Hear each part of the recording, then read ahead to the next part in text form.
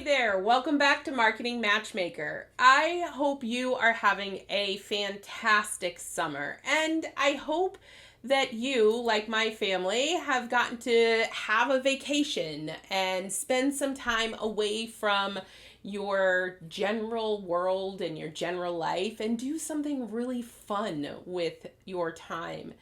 I know oftentimes in the summer, people want to take that vacation and extend it. I have talked to so many business owners in the past couple of weeks that are taking weeks off for the summer, and I think that is amazing for them.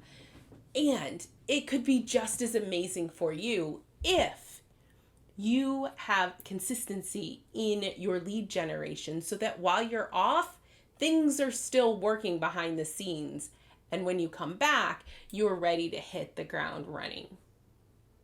Today's episode, we are going to continue talking about marketing, obviously, but I wanted to talk a little bit about relationship building in your marketing. Kind of what that is, why it's important, some things that you can do to help to build those relationships in your marketing and in your business itself. If you haven't been following me or listening to my podcast, you may not be aware of my correlation between marketing and dating. And so I'm going to hit that real quick so that for those of you that haven't heard it before, you can kind of get an idea of what I mean by building a relationship with your marketing. So I really do believe that business in general is all about building relationships. It's about building that know, like, and trust so that people are ready, willing, and able to buy from you.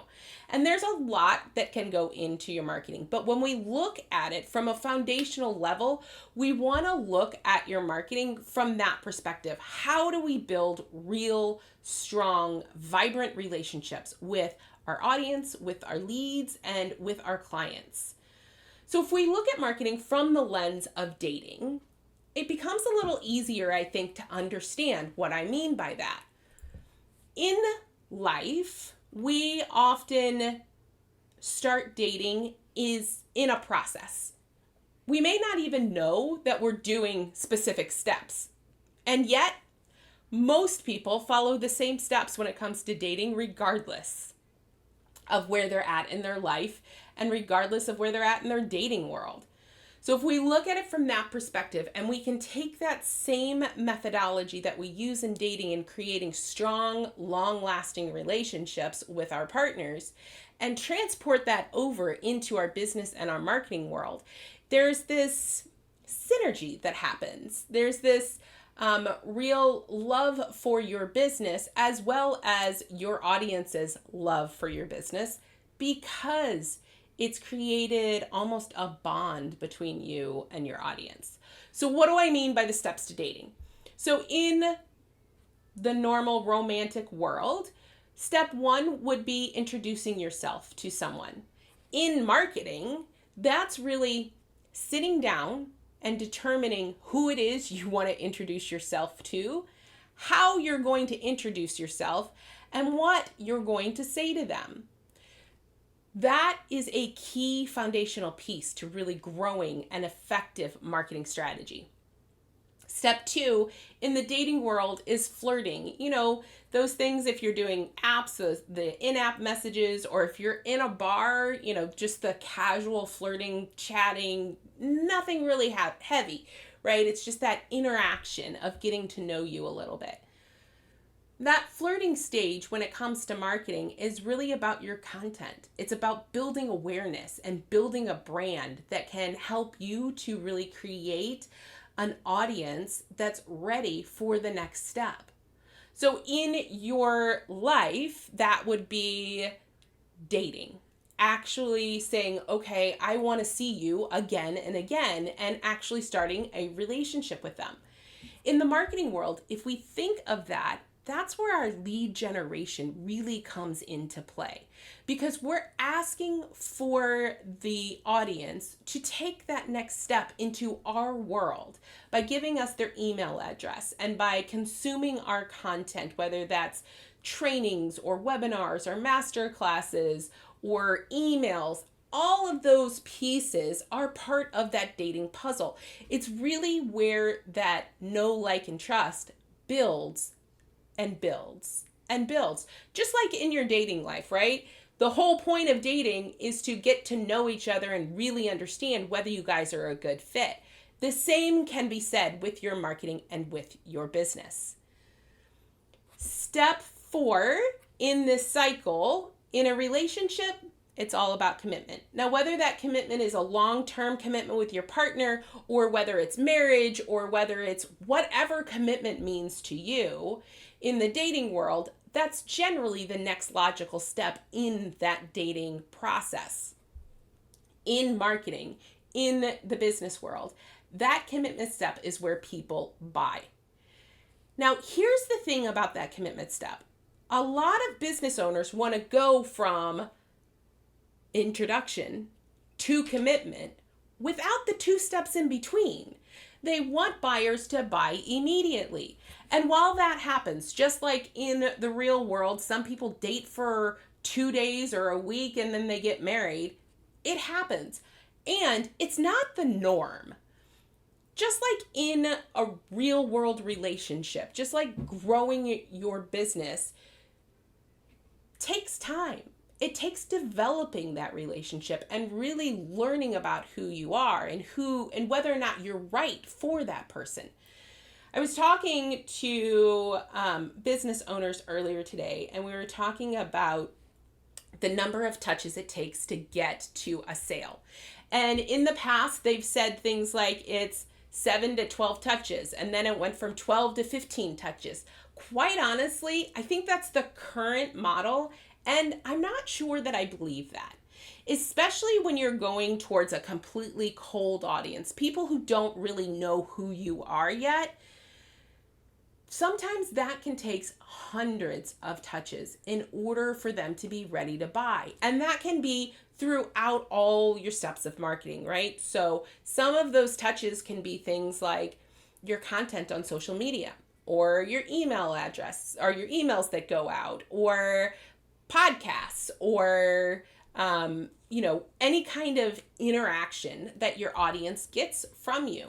All of those things help to really develop a strong bond with your audience and helps move them towards the buyer stage. Understanding that makes that commitment easier. I will also say having really amazing content and copy will help you to shorten that cycle, because that is how you really do create that relationship with your audience. Now, here's the thing. A lot of people stop at step 4 in the dating world and in the marketing world. And that is the worst thing you can do, because step 5 is just as important in both life and business. Step 5 is all about keeping the romance alive. Just like in every relationship, where you have to continue to engage with your partner and grow that relationship. In your business and in your marketing, you want to have that same idea. You want to continue. Just because someone has bought from you before, that doesn't stop your marketing efforts, because they then become your hopefully lifetime buyers, which means you get to continue to nurture them. You get to continue to move them along your value ladder and offer them your next step in having a relationship with you. And you get to create this relationship with this audience so that they're able to bring in their friends and become that unicorn who refers everyone they know to you. Keeping the romance alive is a key part of that whole dating your ideal client model, and really should be included in every marketing strategy. It's not just how do we get them to buy, it's what happens after they buy. Relationship building is really about establishing, nurturing, and fostering connections with all of those people who could be prospects and leads and customers, or even referral partners, power partners, people who can advocate for you. And it does involve taking the time to understand your audience's needs, interests, preferences, and really tailoring your marketing strategy to meet them. That's what that introductions phase is really for. It's not necessarily about selling and promoting your products or services. It's about building trust and credibility and loyalty with your audience. The primary goal of relationship building when it comes to marketing and when it comes to your business is creating a long-lasting relationship between you and your audience. Again, why I always push that keeping the romance alive issue. This, if you focus on this, if you focus your marketing on really helping to create a solid foundation of your business, if that is building relationships, I promise you that it will help you to scale your business in ways you can't imagine. The thing is in today's digital age, we are bombarded with other people. There are so many options that when you have a good relationship with your audience, it can really help you to stand out from everyone else. It helps you to differentiate yourself from your competitors and really creates loyal following, which is what we all want when it comes to our business, right? We all want those engaged audience members who are ready to buy from you and who are also ready to refer people to you like never before. Building a strong connection with your audience can increase your customer retention rates. It can reduce the number of clients that leave. Again, why keeping the romance is so important. It can generate repeat business. That's why having a value ladder is incredibly important, so that you're able to keep them on a journey that will continue to grow your business. Realistically, it allows your audience to recommend you to everyone that they know, which then allows you to create more buyers and more followers and more audience members, which just repeats that cycle. So a couple of things that I want you to make sure that you're doing when you are working on a relationship building marketing strategy. Number one, develop your ideal client persona or ideal client buyer's persona, or whatever you want to call it. Really understanding your audience's demographics, their psychographics, their pain points, their goals, how they choose to learn and consume content. All of those pieces can help you to create messaging that is tailored to your ideal clients. It also allows you to tailor your marketing strategy to meet the needs of your ideal client. And my friends, the more specific we can get when it comes to really creating that ideal client persona, the better we can get with our messaging. Because I will say, if your business is for everyone and anyone, no one is going to hear you. You really do want to get very specific about who it is you want to work with. The other thing is really to personalize your marketing efforts. When we can drill deeper into who it is that we're wanting to work with, the better we're able to make that marketing messaging really personal and help them connect with their audience, help you connect with your audience in a way that helps your audience connect with you. Ideally, we all want to have one continuous marketing message throughout all of our marketing. And I also know that sometimes we have different buyer personas depending on what it is we're selling. Now, I will say, you really do want to focus on one thing that you sell. That doesn't mean that you couldn't have two different levels of it and two different buyers for those levels. You want to make sure, however, that your marketing message attracts the people that you want to work with more than anyone else, because that is how you're going to really grow and scale your business.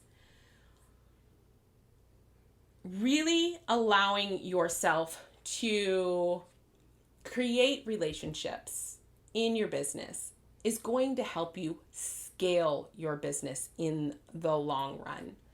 Relationship building is not just a one-time effort. Marketing in general is not just a one-time effort. Throwing up a post on, social media once in a while is not going to create a successful business.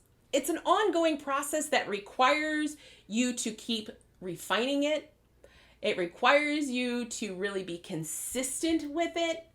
And it really does create this synergy between you and your audience.